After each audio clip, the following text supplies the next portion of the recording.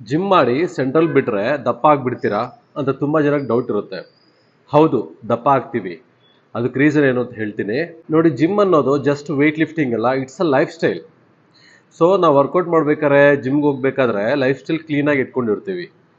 Food control ಮಾಡಿರ್ತೀವಿ, exercise ಮಾಡಿದಾಗ calories burn ಆಗ್ತಿರುತ್ತೆ, ನಿಮಗೆ ಬ್ಯಾಡ್ ಥಿಂಗ್ಸ್ ಎಲ್ಲ ಸ್ಟಾಪ್ ಆಗಿರುತ್ತೆ, ಅದರಿಂದ ನಿಮ್ಮ ಬಾಡಿ ಫಿಟ್ ಆಗ್ತಿರುತ್ತೆ. ಸಮ್ ರೀಸನ್ಸಿಂದ ನಾವು ಜಿಮ್ ಬಿಟ್ಬಿಟ್ಟಿದ ತಕ್ಷಣ ಜಿಮ್ ಮಾತ್ರ ಬಿಡಲ್ಲ, ನೀವು ಲೈಫ್ ಸ್ಟೈಲೇ ಬಿಟ್ಬಿಡ್ತೀರಾ. ಜಿಮ್ ಜಾಯ್ನ್ ಆಗಿಂತ ಮುಂಚೆ ಆದರೂ ಸ್ವಲ್ಪ ಹಂಗೆ ಹಿಂಗೆ ಜಂಕ್ ಫುಡ್ ತಿಂತಾ ಇರ್ತೀವಿ. ಜಿಮ್ ಮಾಡಿ ಸ್ಟ್ರಿಕ್ಟಾಗಿ ಡೈಟ್ ಮಾಡ್ತಿರ್ಬೇಕಾದ್ರೆ ಫುಲ್ ಕ್ರೇವಿಂಗ್ಸ್ ಎಲ್ಲ ಹಂಗೆ ಇಟ್ಕೊಂಡು ಯಾವಾಗ ಜಿಮ್ ಬಿಟ್ಬಿಡ್ತೀವೋ ಆ ಕ್ರೇವಿಂಗ್ಸ್ ಎಲ್ಲ ತೀರಿಸ್ಕೊಳ್ಳೋಕೆ ಇನ್ನೂ ಹೆವಿ ತಿನ್ಬಿಡ್ತೀವಿ. ಅದರಿಂದ ದಪ್ಪ ಆಗೋದು. ನೋಡಿ, ದಪ್ಪ ಆಗೋದು, ಸಣ್ಣ ಆಗೋದು, ಇಟ್ಸ್ ಅ ಲೈಫ್ ಸ್ಟೈಲ್. ಇದೊಂದು ರೀಸನ್ ಇಟ್ಕೊಂಡು ತುಂಬ ಜನ ಜಿಮ್ಗೆ ಜಾಯ್ನ್ ಆಗಲ್ಲ, ಆ್ಯಕ್ಚುಲಿ ಎಕ್ಸಸೈಸ್ ಸ್ಟಾರ್ಟ್ ಮಾಡಲ್ಲ. ಆ ಥರ ಮಾಡಬಾರ್ದು.